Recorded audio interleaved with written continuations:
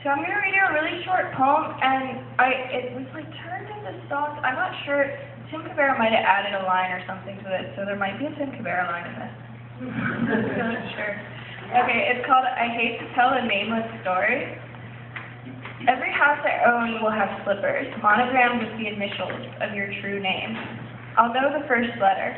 I'll build a tiny cabin for every big cabin. Its walls will be made of windows to watch the bears in the woods like sharks from a cage. Alright, and now actually it's going to be kind of like a play. Over here is starring Matt Hickey and Tracey Dimond as future Juliet and young Juliet, and I will be the part of Sophie, and Juliana Grace over here on noise. Okay, take it away, Matt. I met Sophie at the pool. She was the only other kid my age in the whole hotel. I did 10 backflips. She did her own backflip and swam over. She asked if I knew how to play mermaids. I said yeah, but aren't we a little old for that? She said in Florida, even 50-year-old women and grown men play mermaid. We passed the hotel bar on the way back to our rooms. My dad was in there talking without looking at the man sitting next to him. They both had their eyes on their drinks. I saw him order another drink, even though his glass was half full. Sophie skipped ahead of me, so I skipped to catch up. The carpet was soft on our bare feet. She stopped skipping and shuffled a few feet further to the door next to my door. She went into her room and I went into mine. I heard her open the connecting door, so I opened mine. It's like our rooms are married. She grabbed my arm. She pulled me into her shower. She suggested we go back to the pool after we watch a couple cartoons. I said I thought it'd be close. I was feeling nauseous and tired.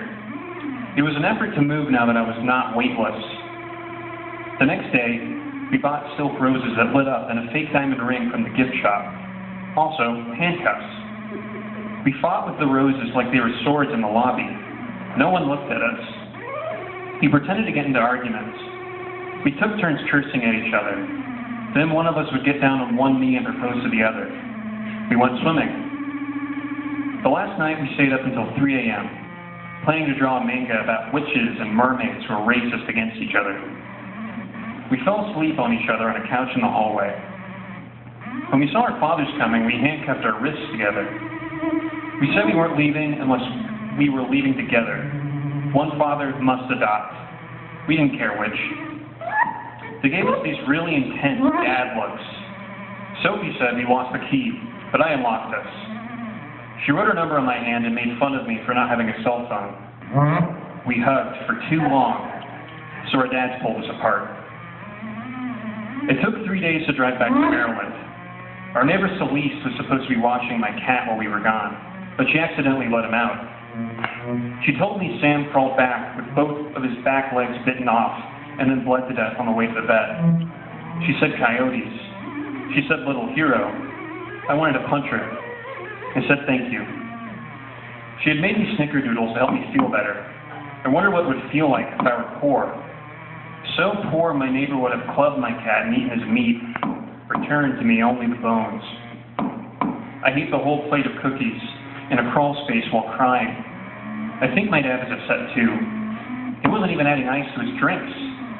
He liked Sam. I wanted to call Sophie. Her number had rubbed off when I washed my hands. I hadn't written it down. I was all alone. I was so alone I didn't even have cookies anymore. I felt fat. I made myself throw up. I was in mid-chuck when my dad hollered that I had a phone call. I missed you. It was Sophie. I looked you up in the phone book.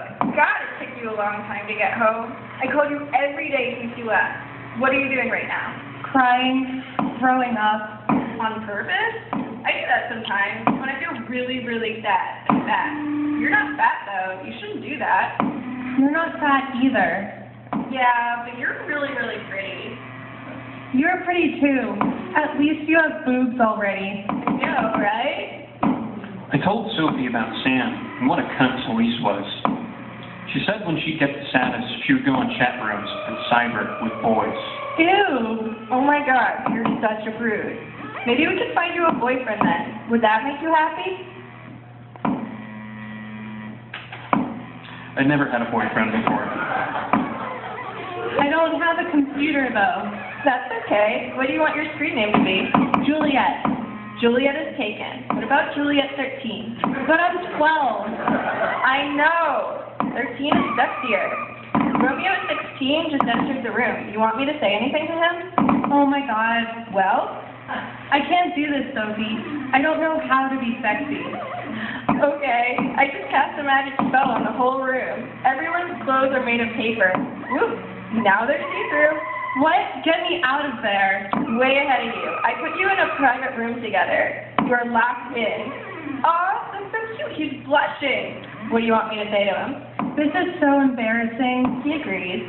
No, Sophie, stop. I'm sorry your friend did this to us, but it makes you feel better. You look really pretty in see-through paper. That's so adorable. Tell him I think he looks good, too. Oh my god, I'm blushing. He said you're really cute when you blush. What's his real name? Ryan. He's asking if Juliet is your real name. You want me to tell him? No. I have to go, Sophie. My dad needs a line for work. Ask Ryan if he will meet me here again tomorrow. Aw, okay. He says Juliet's a really pretty name. He says yes. Love you. Call you tomorrow. Love you too. I couldn't stop thinking about Ryan the next day. I couldn't believe I might actually have a boyfriend. The boys at school only ever picked on me. Fuck them, they were children. Ryan was 16, the perfect specimen of manhood. I wrote his name on my notebook. I wrote it again. I wrote Ryan, Ryan, Ryan. Then I wrote Romeo. I drew a heart.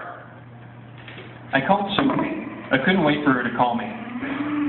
What are you doing right now? She was carving a cat candle. A candle for a cat? No, a candle in the shape of a cat. That's so cool. Could you carve one for me? Sure. Is Ryan online? No. What are you doing now? I'm carving a new cat candle. Is he there? Yes. What? Really? Yes, yes. He says you look pretty tonight. Tell him I'm blushing. You are both so boring. You are perfect for each other. Shut up. Shut up. Ryan and I had been boyfriend and girlfriend for 3 months. He seemed to love me a lot. Sophie said he sent me rose emotes for our 3-month anniversary. He was always there when I needed him. He was so perfect. I made a decision. I wanted to lose my cyber virginity to him. But I didn't want Sophie to be there. I'd heard the library near my school had computers the public could use for 15 minutes. That seemed like enough time. There weren't any chairs, though. I had to stand. I signed in as a different screen name because I didn't know the password Sophie set up. I couldn't find Ryan. Another boy asked me if I wanted to cyber. I said, Not with you. An old woman with crutches told me I had to get off because it was her turn. I called Sophie when I got home. Is he on? Yeah? Ask him where he was an hour ago. He says he was helping his mom with some yard work. Hey, I want you to come see me. I know. I can't wait for the next convention. We should see each other sooner than that. But how? You could run away. I told the bus driver that I looked young because I was 17 and my parents were hippies. He didn't seem like he was listening. An old woman who had just gotten a divorce sat next to me. She talked the whole time and fed me snacks. When we got off, she gave me an opal ring right off her finger. I tried to refuse, but she told me it would protect me. And anyway, he gave it to her. Sophie was waiting for me at the bus station. We hugged and danced. Her house was in a swamp. Her mother must have really loved the color blue because all the walls were blue, and the sunlight that shined through the mangroves made the whole house look like it was underwater. Sophie had painted her room red, though. It was filled with candles. They surrounded a black computer. The blue light the computer gave off looked more real than the light the candles flickered. I had mailed her a photo set I had made Celeste take of me. They hung around her computer like a halo. I looked very mature, very pretty. Sophie asked me if I wanted to talk to Ryan directly. Of course. I said, He's right there. A blue fog poured out of Sophie's computer screen. I looked back at her. She was wearing a bodice and a cape. Her boobs looked enormous. I stared into the blue. A man was there. A perfect man with no mouth, no matter, glowing. I looked into his face. He reached his hands out to hold mine. They felt like mist. You are exactly how I imagined you would be.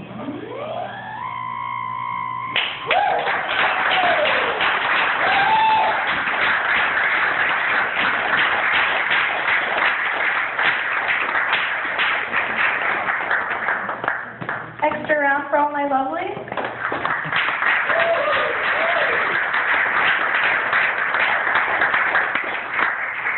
Also, thank you to Rad Boutique, just a couple blocks up the street. They supplied the crazy cat shirts that young Juliet and future Juliet were wearing. Thank you.